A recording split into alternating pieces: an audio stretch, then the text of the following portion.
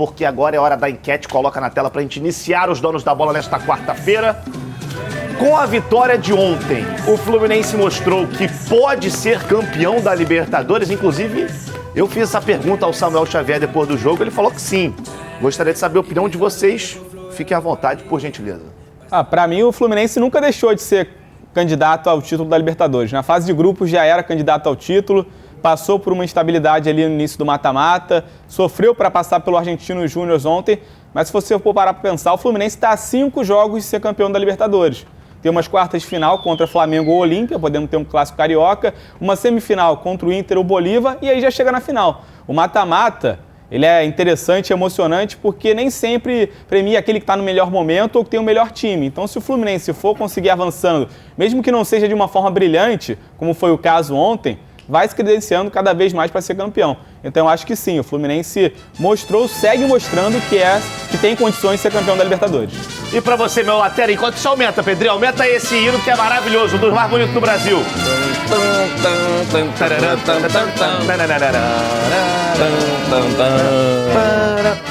Sou tricolor de coração.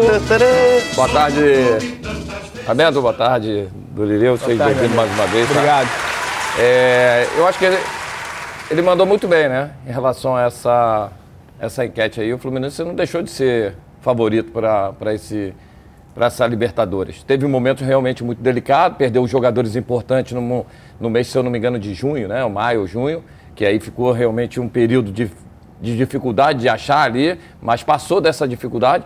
Os jogadores estão retornando, é lógico que você perdendo um jogador importante como o Marcelo, você diminui também a qualidade, é lógico, o Diogo Barbosa entrou bem, mas a gente sabe que o Marcelo é um jogador realmente diferenciado. O Fluminense tem um elenco muito forte, e eu não digo que ele jogou mal essas partidas, principalmente nesse confronto. Eu acho que ele teve dificuldade porque o adversário impôs isso. O adversário teve uma formação de jogo, de uma metodologia que dificultou a permanência do Fluminense com a bola. Porque o adversário também gosta de ficar com a bola. Sim. E o Fluminense não pegou adversários que gostassem de ficar tanto com a bola. E aí o Fluminense sofreu um pouco porque tinha que fazer o que ele faz com os outros, marcar. E aí o adversário marcou com uma intensidade muito forte. Mas o Fluminense soube, naquele momento ali do jogo, que não estava muito bem, neutralizar e não sofrer gols. E aí aproveitou e aí teve a felicidade de sair os gols. Então, sim. Sim. O Fluminense é fortíssimo para isso. Eu acho que é unânime também. E é engraçado a gente falar isso antes da gente colocar aqui na tela para vocês os confrontos da Libertadores. O Fluminense teve desfalques, teve uma queda de rendimento, caiu na Copa do Brasil para o Flamengo. Mas tá aí. Terceiro colocado do Campeonato Brasileiro. Acabou de ganhar o Palmeiras. E nas quartas de final da Libertadores. Tá ruim? Pô, se tivesse bom, como é que seria, né? E a gente pode ter uma final, já ter um brasileiro na final, né? Se o Flamengo passar hoje, amanhã no caso. Flamengo passando, pega o Fluminense possivelmente pega o Inter, porque eu acredito muito que o Inter ganhe do Bolívia, né? Isso. Então, aí a gente já teria um brasileiro na final. E do outro lado tem o Palmeiras também, ainda que é Palmeiras fortíssimo. E Atlético Mineiro. Sem dúvida. Coloca aí na tela pra gente os confrontos, até pra gente ilustrar o que estamos falando. Curiosamente, os 3 jogos de Libertadores que tivemos ontem foi desse lado aqui, que é a chave do Flamengo. O Atlético Paranaense venceu o Bolívar, mas acabou perdendo nos pênaltis. O Inter venceu o River e também venceu nos pênaltis. O Fluminense venceu o Argentino Júnior, se classificou. Amanhã tem o Flamengo e Olímpia.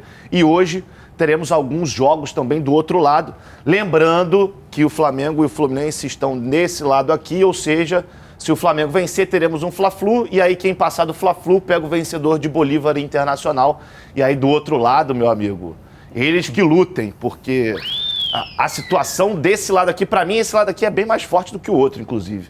Eu acho que o grande candidato ao título sai daqui, a não ser que o Palmeiras esteja lá do outro lado, mas não sei, né? Vai que o Filipão apronta hoje. A festa que a torcida do Fluminense fez ontem no Maracanã foi muito bonita, não só durante o jogo, mas também depois da partida, como a gente viu aí nesse último vídeo. Nós vamos falar sobre as polêmicas depois. Sim. Primeiro sobre o jogo em si. Acho que o Diniz, ele definiu muito bem como foi o jogo. Eu concordo com ele. Eu achei o Fluminense um pouco ansioso no início, que também é natural, mas Na reta final do primeiro tempo, o Fluminense já melhorou um pouco. No segundo tempo, achei o Fluminense melhor. Mais confiante, mais ousado, com mais coragem. Concordam com o Diniz? Acho que fugiu um pouquinho daquela característica, né? Do time que joga muito próximo, joga no campo ofensivo. Ontem a gente viu um jogo muito mais brigado em si do que jogado, né? Libertadores, né? Libertadores é dessa forma, né? O Fluminense, a torcida do Fluminense não é de hoje que vem fazendo belas exibições lá, com a torcida pulando, que é bem bacana, né, cara? Você vê várias criancinhas. Ontem na imagem lá que eu estava vendo em casa, com a criancinha com uma camisa, cara, todo pintado. Eu achei muito legal. Então, assim, a torcida do Fluminense vem fazendo a diferença. E o Fluminense só perdeu um jogo, né, no Maracanã, que foi pro Botafogo. Sim. Então, assim, o Fluminense é muito forte dentro do Maracanã. Não fez aquela exibição maravilhosa de conseguir manter mais a posse de bola, de propor mais o jogo, de você ter mais intensidade e volume no jogo dentro do campo ofensivo, muito pelo adversário. O adversário era muito forte. O adversário também gosta de ficar com a bola. Não é aquele adversário que se desfaz da bola a qualquer momento. A gente falou ontem, que seria um jogo muito difícil. E foi realmente um jogo muito equilibrado. Fluminense, assim, a gente falou ontem aqui, tenha paciência, a torcida, porque o jogo seria realmente muito competitivo. A dinâmica do jogo, a de marcação, a saída de bola do próprio adversário dificultou a marcação do Fluminense. Porque ele buscava já no primeiro passe entre linhas, dificultando realmente para dar espaço e buscando em profundidade. Aí o Fluminense cresceu realmente no finalzinho do primeiro tempo, no segundo tempo foi com as modificações principalmente, deu uma dinâmica maior. O John Kennedy entrou com velocidade, entrou atento no jogo, ligado no jogo, que aí o Danielzinho que dá o ritmo, consegue controlar um pouco mais. E aí depois que saiu o primeiro gol, você fica muito mais suave, muito mais tranquilo. Leve, né? Que aí você dá a responsabilidade para o adversário fazer o quê? Se atirar um pouco mais, vai dar mais espaço para o Fluminense criar. Foi o que aconteceu. O Fluminense soube lidar com a situação, com a adversidade dentro da partida e teve o equilíbrio emocional para suportar a pressão do adversário e conseguir sair vencedor dessa partida. E aí, Dori? A gente conversava até no início da semana, falando, esses 3 jogos aí dos times cariocas, são jogos estranhos, complicados e tal. Eu até discordando de alguns, eu achava esse jogo mais difícil, porque dos 3 ali, do Argentino Júnior, do Guarani, que joga hoje contra o Botafogo, e do Olímpia, que pega o Flamengo quinta-feira, eu acho esse time argentino mais qualificado dos 3, que daria mais trabalho ao Fluminense. Verdade. E foi realmente o que aconteceu. E nesse formato de mata-mata, eu acho que o desempenho acaba valendo muito menos do que em um campeonato de pontos corridos. No mata-mata, ou às vezes você joga bem e avança, às vezes você joga mal e avança, mas o que importa, no final das contas, é avançar. Os pontos corridos, se você joga mal e vence, você sabe que daqui a 2, 3 jogos você vai tropeçar, porque você não está tendo aquele desempenho constante, então, querendo ou não, você vai tropeçar e não vai ter uma gás para se manter lá na frente. Então, acho que o que valeu ontem mesmo foi a classificação, embora o Fluminense não tenha tido um desempenho brilhante. Eu acho que faltou um pouco chutar mais pro gol, principalmente no primeiro tempo. Aconteceu um caso muito curioso com o Argentino Júnior, né? Teve que jogar o terceiro goleiro, porque o primeiro já tinha sido expulso na partida de ida, o segundo sentiu no aquecimento, e um garoto de 21 anos que nunca tinha jogado pelo profissional do Argentino Júnior teve que encarar já um Maracanã lotado por uma partida de Libertadores. Então, eu acho que ele devia ser mais testado. E não é tirando o mérito do gol do Samuel Xavier, que ele teve muito mérito, mas a gente vê ali, tá iluminado. Inclusive, tem gente pedindo ele na seleção e eu não acho um absurdo. Exato. Acho que aqui no Brasil, poucos laterais estão jogando mais que ele. Mas eu acho que o goleiro do Argentino Júnior não estava passando tanta firmeza assim, então tinha que testar o chute mesmo. O Fluminense, na hora que arriscou o chute, a bola entrou com o Samuel Xavier e aí ficou muito mais tranquilo, como o Matisson falou. O Argentino Júnior saiu para jogar e teve o contra-ataque com o John Kennedy, que tem entrado muito bem, enquanto o Keno está no momento de baixo, o John Kennedy tem melhorado. Não são posições iguais. O John Kennedy entra mais próximo do Cano. Mas pode ser que mais o Diniz... centralizado, mais centralizado, pois é. Mas pode ser que o Diniz, por conta desse desempenho do John Kennedy, pense ali em mudar o formato do ataque do Fluminense, porque ele foi importante não só no segundo gol, mas no primeiro, nesse lance aí que a gente está vendo. E no final de semana também entrou bem, né? Fez uma bela dupla lá com o João Ares, isso. E faz o gol. Isso. Assim, é um jogador realmente que... mas isso é o elenco, né? Isso é a importância do elenco, você ter um elenco forte. Quando um jogador como o Keno não está bem, você tem que ter uma variável. Sim. Exatamente para criar uma situação para o time conseguir construir também. Então, assim, é importante que o Fluminense conseguiu ontem ter equilíbrio na partida. Né? Eu também achei, eu acho que foi uma partida até madura do Fluminense no aspecto de concentração, de competição. E Libertadores, meu amigo, é isso aí que você vai pegar pela frente. Quando não der na técnica, tem que ir na raça, tem que ir na vontade. Tem que passar. Tem que passar. O importante é avançar para a próxima fase. Vamos lá para a resenha furada, João. Alô, Diniz. As oitavas de final da Libertadores garantiram a convocação de Samuel Xavier para a seleção nos próximos jogos das eliminatórias da Copa do Mundo.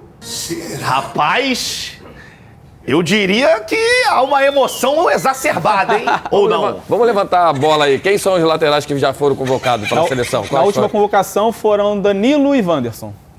Então, o Danilo já tendo Danilo já uma é mais sequência. experiente. Né? Mas o Samuel Xavier é mais velho que ele.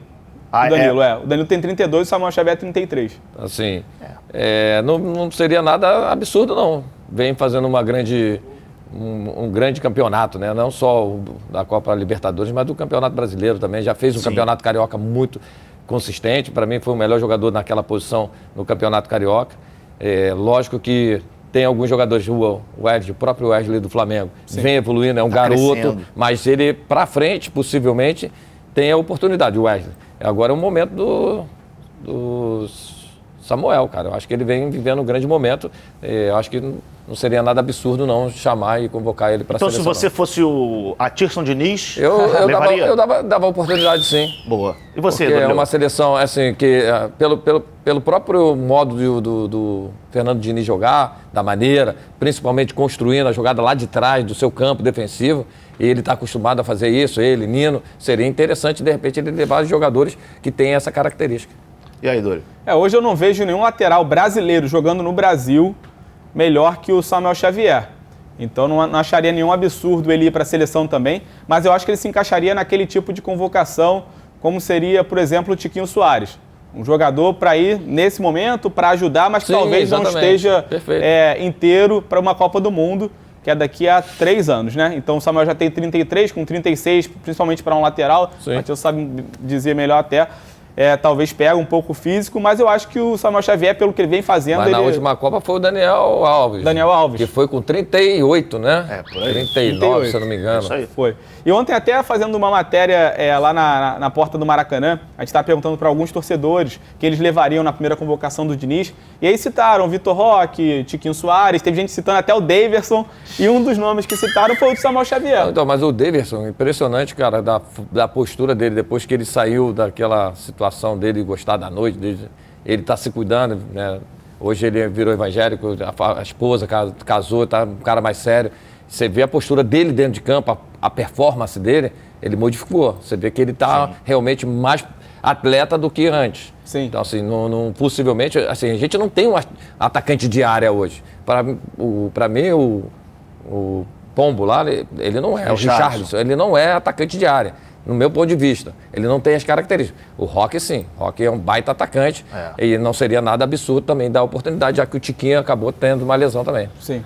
Vamos ver o que o Fernando Diniz vai organizar nessa primeira convocação da seleção. Muita gente falando, será que vai levar jogador do Fluminense, mais além do Ninho e do André, que já estavam sendo convocados? Será que vai desfalcar outros times? Então, vamos aguardar ansiosamente por... Olá, jovens, olha só, assistiram, se divertiram, comentaram, cornetaram, ok. Agora você não pode esquecer de ativar a notificação, de compartilhar e de dar like nos vídeos, cara. Sabe por quê? Se não fizer, já sabe, né?